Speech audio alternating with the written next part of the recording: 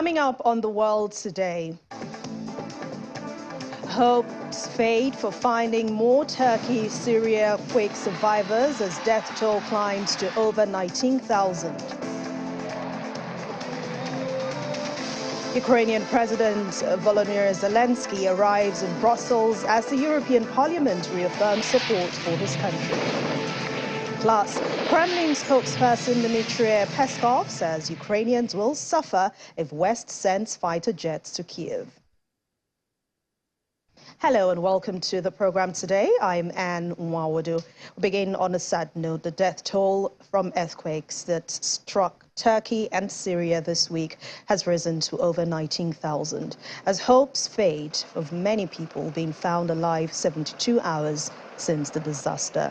A Turkish official said the disaster posed very serious difficulties for holding an election scheduled for May the 14th, in which President Tayyip Erdogan has been expected to face the toughest challenge in his 2 decades in power. On the ground, many people in Turkey and Syria spent a third night sleeping outside or in cars in freezing winter temperatures, their homes destroyed or shaken by the quakes. They were too afraid to re-enter. Hundreds of thousands of people have been left homeless in the middle of winter.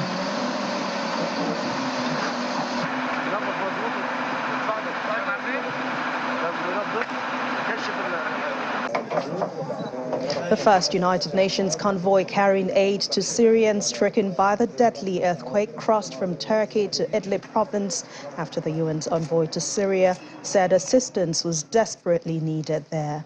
According to the crossing's head of media relations, Mason Alush, the UN convoy entered Syria through the Bab al-Hawa crossings with more aid to be sent in the coming days.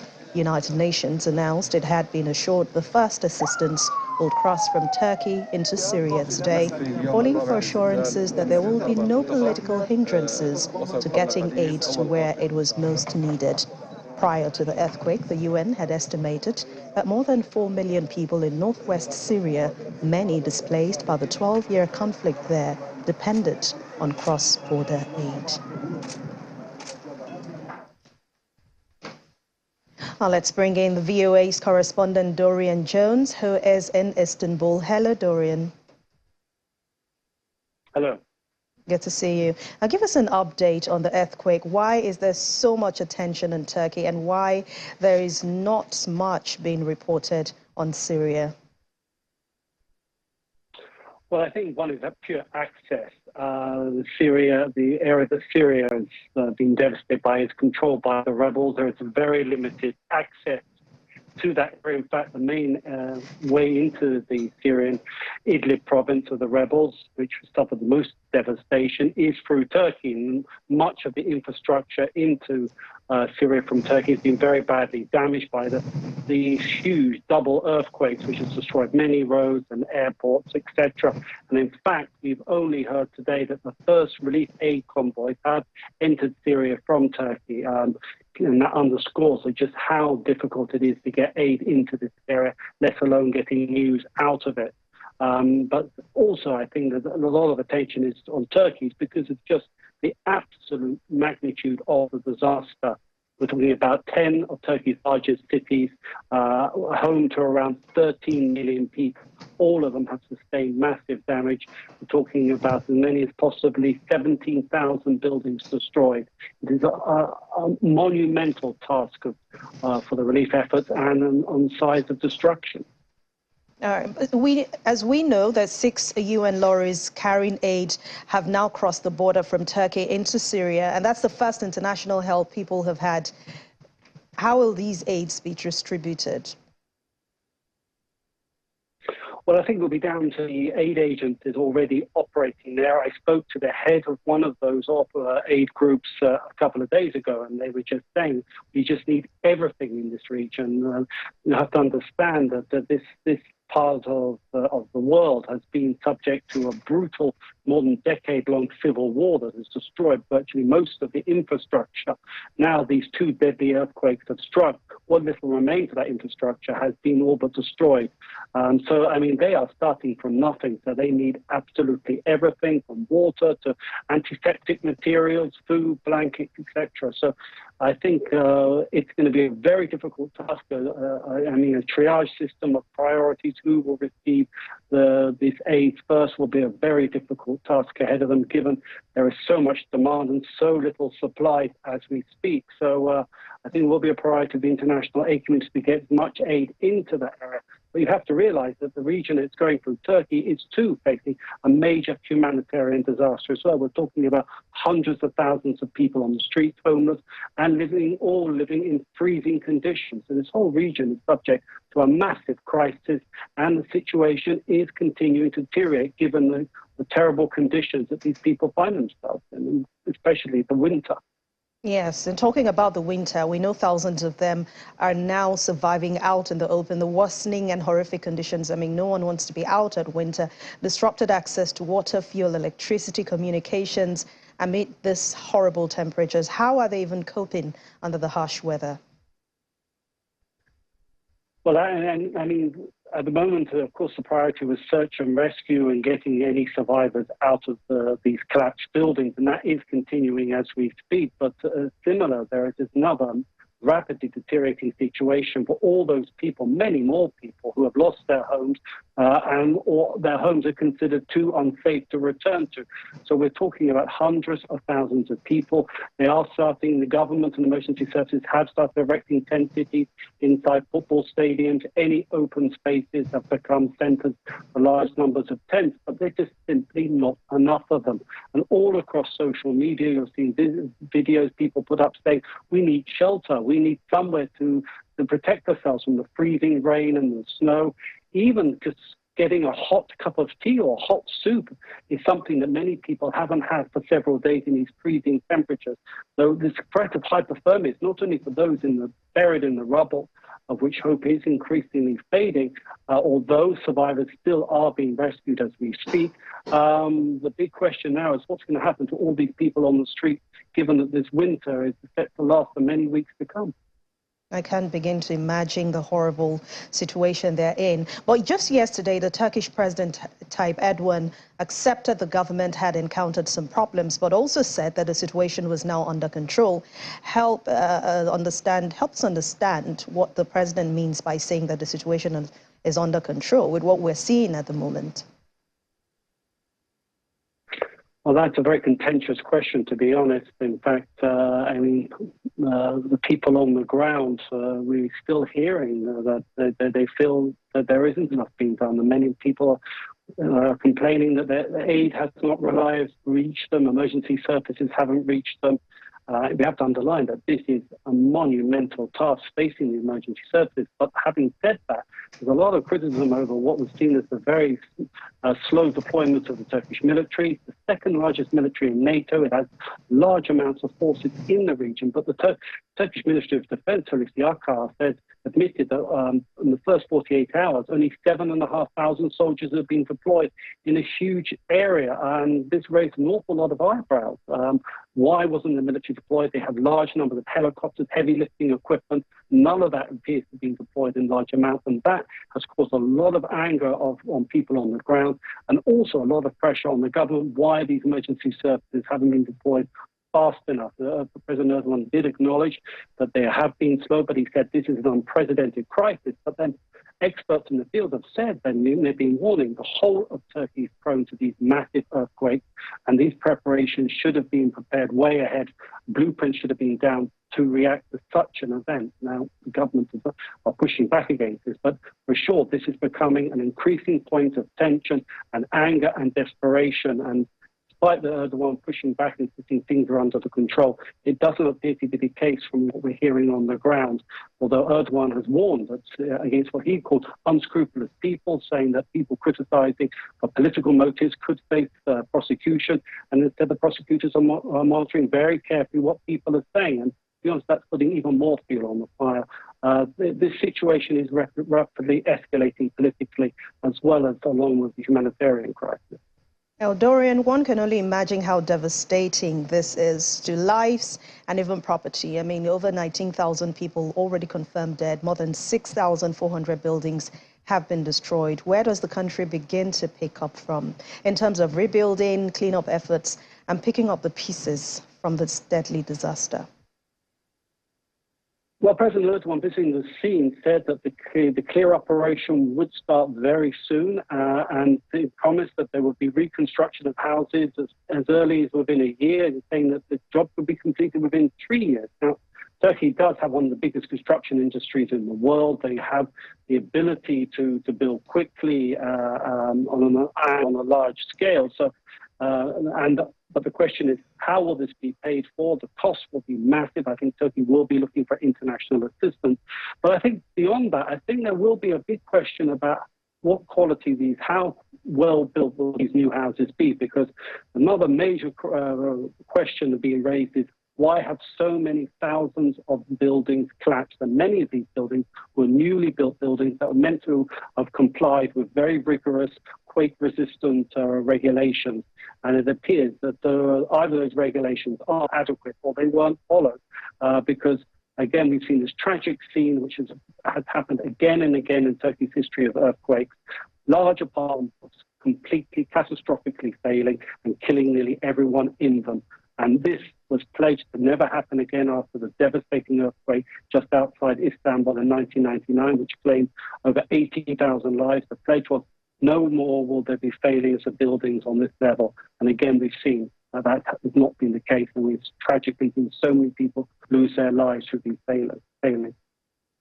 Well, our thoughts and prayers are with the families of the victims, and we hope that succor comes to them very soon. Thank you so much, Dorian Jones, VOA's correspondent. Thank you for your time on The World Today. You're welcome.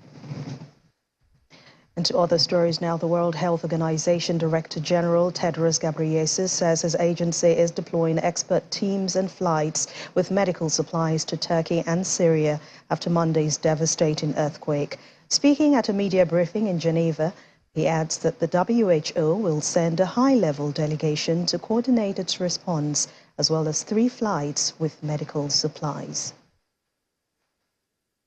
WHO has released $3 million from the contingency fund for emergencies for the response in both countries. WHO is providing medical supplies, supporting both countries to respond and working with partners to provide specialized medical care. 1 flight is currently on the way to Istanbul, carrying medical supplies and surgical trauma kits from our logistics hub in Dubai in the United Arab Emirates. Families, and it has been reported that these children are in distress. Another flight to Damascus is almost ready for departure, and the 3rd flight to Damascus is being planned. We're also sending a high-level delegation to coordinate our response. In addition, 30 national and 13 international emergency medical teams are deploying to both countries. So far, almost 8,000 people have died. Many thousands are injured, and we know these numbers will climb. With the weather conditions and ongoing aftershocks, we're in a race against time to save lives. People need shelter, food, clean water, and medical care for injuries resulting from the earthquake, but also for other health needs. Over the past few weeks, there have been several reports of mammals, including minks, otters, foxes, and sea lions, having been infected with H5N1 avian influenza.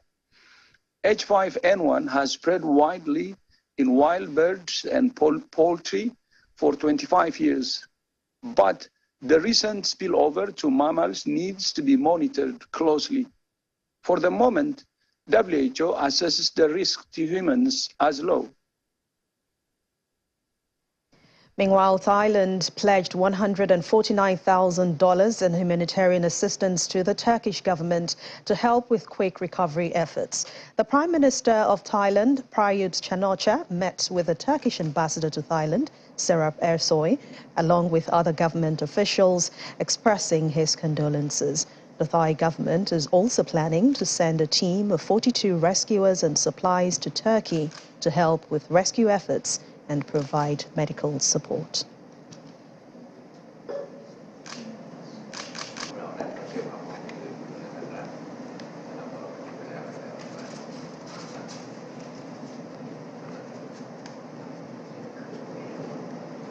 Welcome back to the world today. U.S. Secretary of State Antony Blinken says that the United Nations has shared information it has obtained about China's spy balloon with dozens of countries around the world.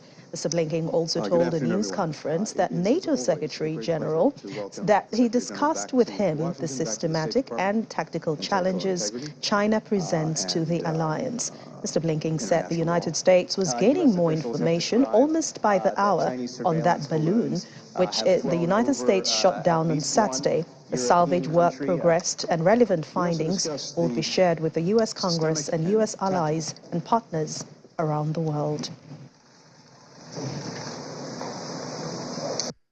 First of all, with regard to the balloon, we will have more to say about that in the days ahead. We are getting more information almost by the hour as we continue to work to salvage the balloon. We're learning from that, and as well, we're learning from what we saw and picked up as the balloon traversed the United States. As to who's responsible for that, China is, and it doesn't matter on one level which individuals may or may not have been responsible. The fact is, China engaged in this irresponsible action, a violation of our sovereignty and territorial integrity and international law. Systemic and tactical challenges that China presents to the alliance and the broader international system. Last week, Beijing violated international law and U.S. sovereignty with the presence of a Chinese surveillance balloon in U.S. airspace. This was an irresponsible act, in response to which we acted responsibly and prudently to protect our interests. A step that the British government now believes would be helpful to Ukraine long term.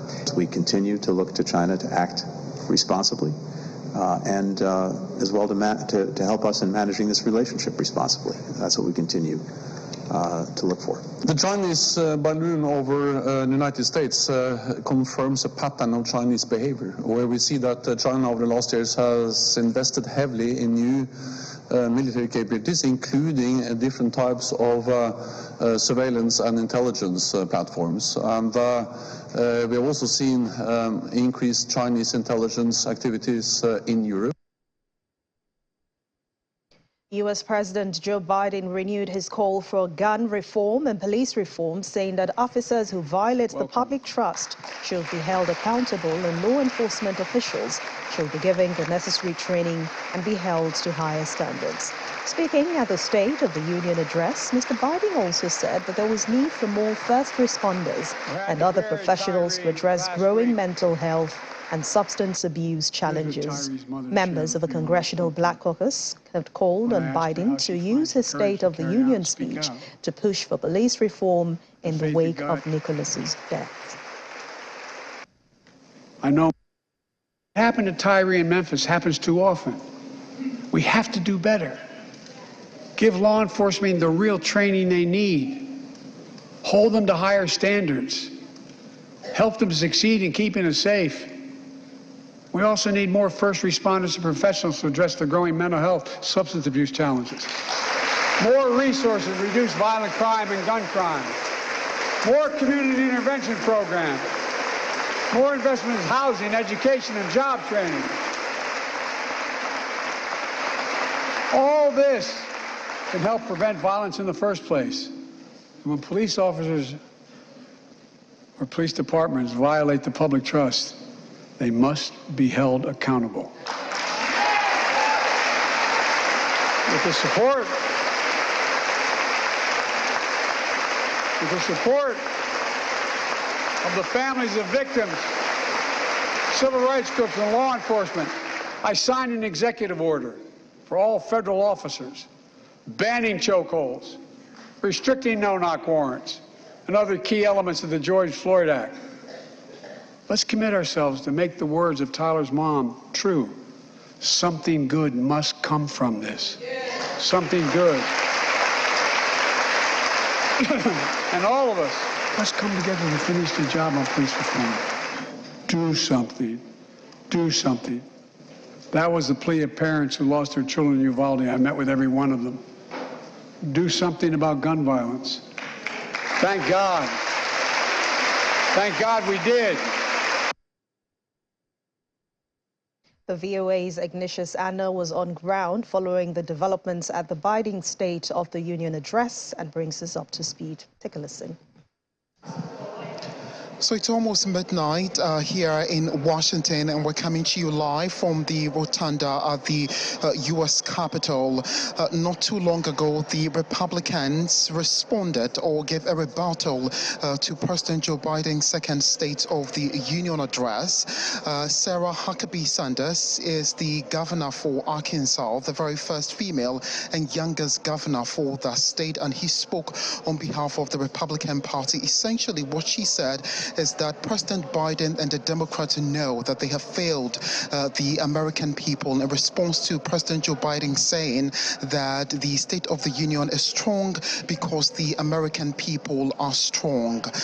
Sanders also spoke about the fact that President Biden is trying to control, the American people. He says that government is supposed to serve but not control the people. Essentially, she talked so much about why freedoms are being taken away from Americans, and mentioned what she did when she assumed office as governor of the state, ensuring that COVID protocols were scrapped, and also talked about the fact that the Republican Party and what she's doing for her state as far as education is concerned is much more than what President Joe Biden spoke about during his State of the Union address a while ago. Sanders also said that President Joe Biden's weakness actually puts the entire country at risk. Now, let's go back to what President Biden said when he spoke before Congress at a little over 9 p.m. Eastern Standard Time